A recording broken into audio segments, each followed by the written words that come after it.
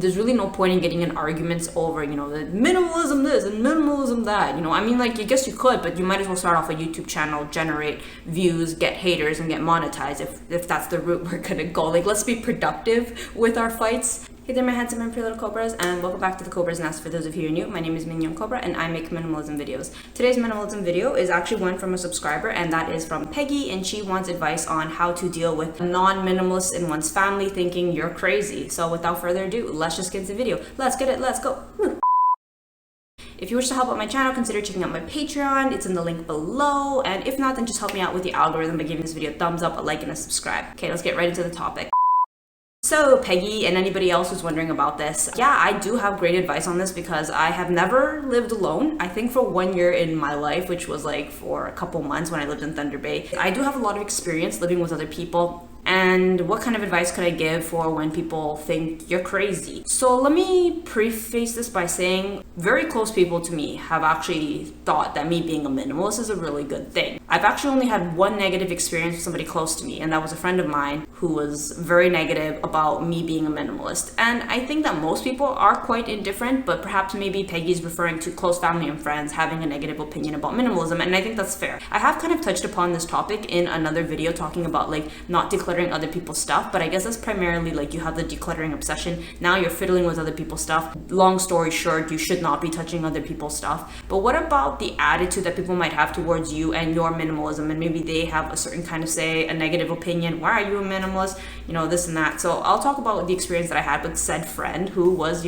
bad mouthing minimalism. Some of the common questions or concerns or things that he had to say, and I don't know how applicable this is to other people, but I can't speak for other people, so I'm just gonna go with this experience and hope that it might shed some light or be relatable to other people. The first thing was, why are you a minimalist?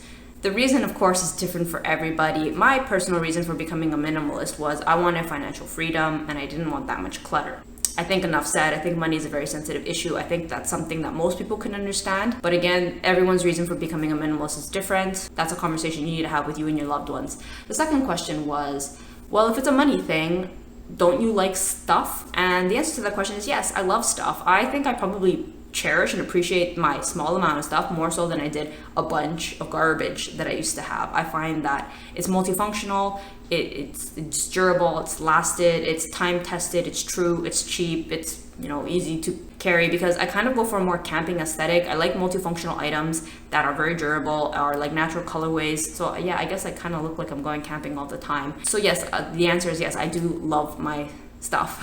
It's not that I hate stuff. To be fair though, I do hate clutter, so it's I guess a lot of stuff I don't really like.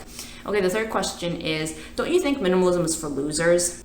And I think that is a great point, because I think there are some times, well, I'll be honest, I do think minimalism is kind of loserish, and I know this might be an unpopular opinion, and leave your comment down below if you do think or share this similar sentiment. And no shade to other fellow minimalists, and I'm not offended if you think this too, because honestly at the end of the day it's me living my life and I'm just living my best life, and I'm not really interested in the thoughts of said negative person. But anyway, to explain why I think I kind of agree with him, why I do think that minimalists are losers, there's a lot of things that I can't speak for all minimalists, but I will speak for myself. Yes, one of the drivers as to why I didn't want to be living in the rat race is because I didn't really want to keep working like a dog. So maybe I was, yes, really lazy, and yes, maybe being really lazy makes me a loser because I'm not striving and doing really well, so I'm a loser. So I guess, yeah, if that's the perspective that we want to take on it, I actually feel no shame in that whatsoever. I have made my peace with that I'm not going to be driving, who knows, maybe I will. Maybe my channel will blow up, and in 3 months time I'll be eating my words, but I don't imagine I will be driving a Jaguar even if I had more money, and I don't think I'll be living in a mansion.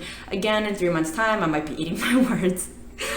But there's a certain lifestyle aesthetic that I have grown accustomed to as a minimalist, that is, I value my free time, I value my relaxing time, I value the way that I eat, I value the way that I spend my time out in nature, I value not accumulating material possessions, I value not buying brand name things, because it's just, I feel it's very insecure. So with all of these things said, do those things make me a loser? I might seem on the surface kind of loserish because I don't buy brand names and I buy very frugal and I do have a lot of free time and I go out into nature like some sort of hippie, but it's cool. I like it. All right, the next question, Mike. Are you a minimalist because you don't have any money? That was another question that was asked by said friend, and I didn't want to disclose too much because financially, I don't know how to describe it. I really do think that money is relative, and the type of mindset that we have towards money is subjective. What may be comfortable for one person is just completely like broke for another person.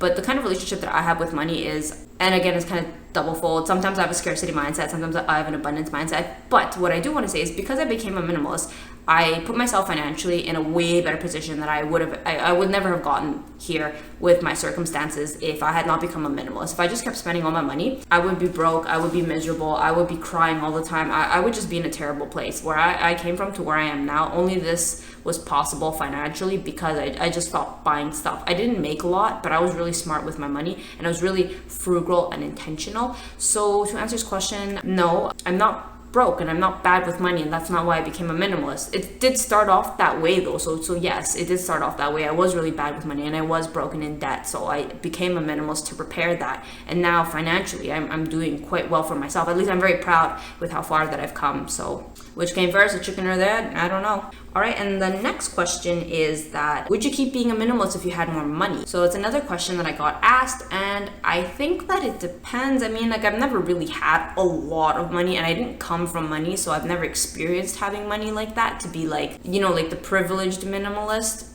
So I really can't say. I definitely do think though that I would probably spend more money on food if I had more money, and I think that I'd take more time off of work if I had more money. But I feel like, isn't that a given? Wouldn't most people do that? But I mean, would I go out and, you know, start, you know, buying luxury cars and dressing myself a certain way? Probably not. I think I'd still be one of those rich people that like wears like flip-flops and little shorts and an oversized tee. Yeah, that would be me. You know, like that LA millionaire that dresses like a bum at Starbucks. That would be me. That's the aesthetic I'm going for. Bum millionaire. Are they poor or are they hip? Which one is it? And I think that the last point that I want to talk about, and this is not related to said friend anymore, this is just a tip that I want to give about just interacting with loved ones with minimalism and things like that. I know it's really difficult interacting with people, especially if you feel minimalism is really special and important for you and other people hold it in a negative light. It can make you doubt yourself. And I think the only advice I can give to that is, with time, you will kind of see if minimalism truly is as good as you feel that it is. First, don't shove it down other people's throat. Nobody likes that. Keep practicing it, doing you. And honestly, if it's really helping you, it will shine and others will see it. You know, lead by example. Really, don't try to lecture somebody. Don't try to convince somebody. It's pointless. It's meaningless. Just nod your head and be like, yeah, okay.